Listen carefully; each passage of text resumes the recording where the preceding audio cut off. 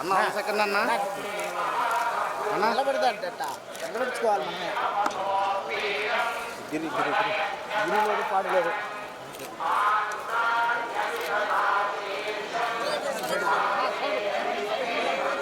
Next రోజు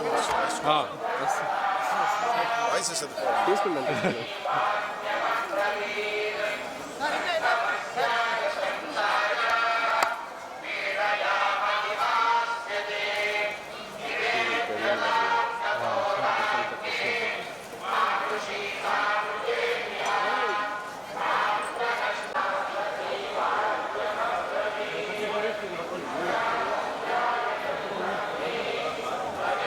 okay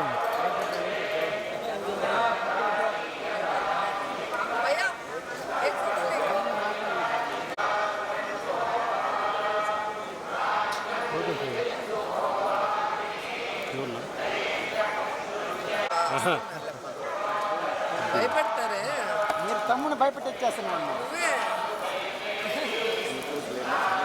తీసుకోవాలి కూడా మీరు అడుగుతారు మళ్ళీ నన్నే తెచ్చిస్తారు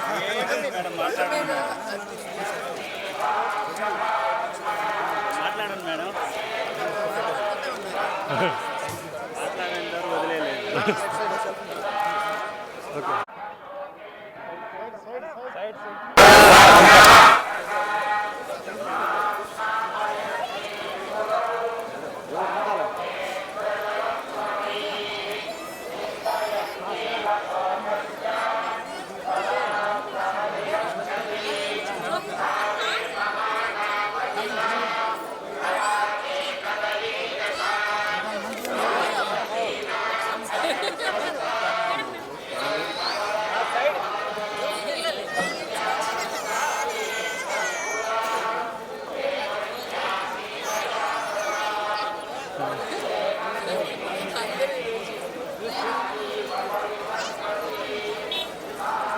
నీళ్ళ పెట్టాను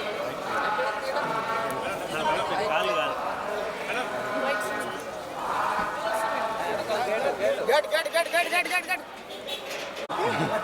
దొరికాను కదా ఏదో కాంట్రాక్ట్ చేయాలని ఉంటుంది మాట్లాడుతుందా లేదా నేను కాదు నేను కాదు నేను కాదు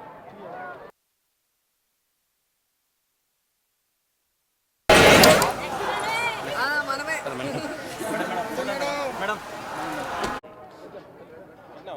ఓకే మేడం సో ఎప్పట్లాగే మన కలియుగ దైవం వెంకటేశ్వర స్వామి దర్శనం చేసుకొని ఆశీస్సులు తీసుకొని వెళ్తున్నాను.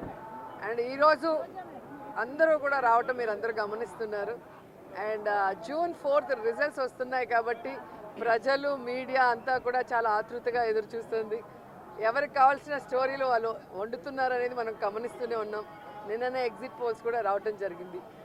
ఎవరు ఏం ఎగ్జిట్ పోల్స్ ఇచ్చినా ఎక్కడ ఏం డిస్కస్ చేసినా ఫైనల్గా జరిగేది సెకండ్ టైం జగనన్న సీఎం.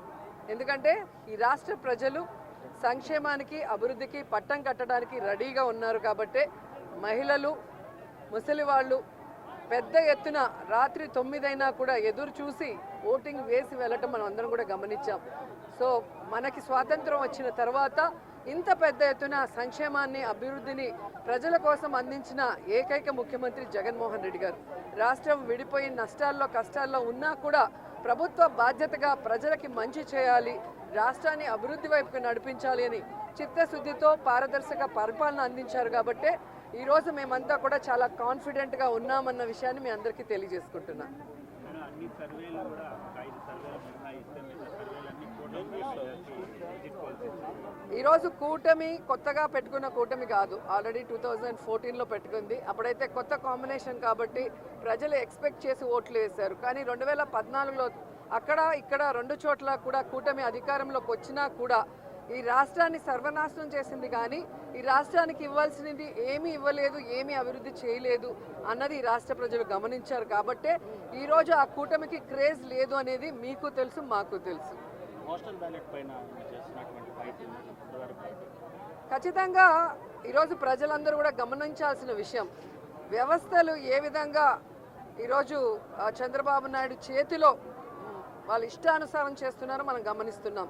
ఆ విషయాల్ని ఇష్టానుసారం ఎలక్షన్స్ అప్పుడు మార్చేయటం, అలాగే కేసులు పెట్టించడం వైఎస్ఆర్సీపీ నాయకుల మీద. ఇప్పుడు దేశంలో ఎక్కడా లేనటువంటి విధంగా కొత్త కొత్త రూల్స్తో పోస్టల్ బ్యాలెట్ని ఏ విధంగా వాళ్ళకి అనుకూలంగా మార్చుకోవాలన్న ప్రయత్నం చేస్తున్నారో మనం గమనిస్తున్నాం.